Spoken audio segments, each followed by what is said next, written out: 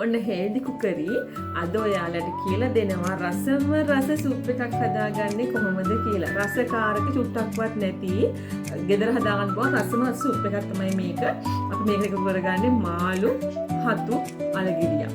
ඉතින් බේබි හතු එක එකතු කරගන්නවා අපි. ඇත්තටම රසයි. තුම් රසක් තියෙන මොකද සෝයා සෝස් වත් එතකොට බටර් වත් පොල් තෙල් වත් කිසිම දෙයක් ඕන වෙන්නේ නැහැ. ඔන්න එහෙනම් ඔයාලා මෙන්න මේ සුප් එක අනිවාර්යෙන් හදලා බලන්න ඕනේ. මේ හදලා බලලා රස කොහොමද කියන එකත් මට කියන්න අමතක කරන්න එපා.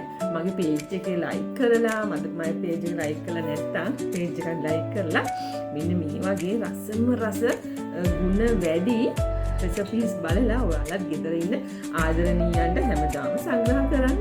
ඉතින් තෙල් බේරෙන්නේ නැති, රසකාරක නැති රසම රස රෙසිපි ඔයාලට හෙල්දි කුකරි හැමදාමත් ගෙනල්ලා දෙනවා. ඉතින් නිරෝගීව අපි සතුටින් මේ පුංචි ජීවිත කාලය ගත කරමු. ලෙඩ හදාගෙන බොරුවට වද වෙන්න ඕනේ නැහැනේ.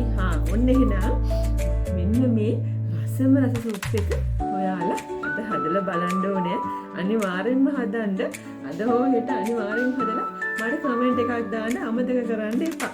මගේ page එක follow කරලා නැත්නම් අදම follow කරන්න. යාළුවන්ට මගේ page එක share කරන්න. ඒ වගේම subscribe කරන්න මගේ YouTube channel එක. ඉතින් මම අද ඔයාලට කියා දෙන්නේ රසම රස සුප් එක. ඒක මාළු වලින් හදන රසම රස සුප් එක. බලන්නකෝ එහෙනම්. හදලා බලමුද අපි එහෙනම්. කොහොමද සුප් එක හදන්නේ කියලා හරියම ලේසි. හරි ඔන්න එළම සුප් එක හදමු. වීඩියෝ එක බලන්න තව විනාඩි 5ක් වගේ යනවා. ඔන්න මේ පේනව නේද මම හදපු සුප් එක. මේක හරිම රසයි. ඔන්න එහෙනම් ඔයාලා තව විනාඩි 5න් බලන්න ඊළඟ සම්පූර්ණ වීඩියෝ එකේ මේ සුප් එක තියෙනවා. ඔන්න දැක්කද මම හදපු සුප් එක? හරිම රසයි.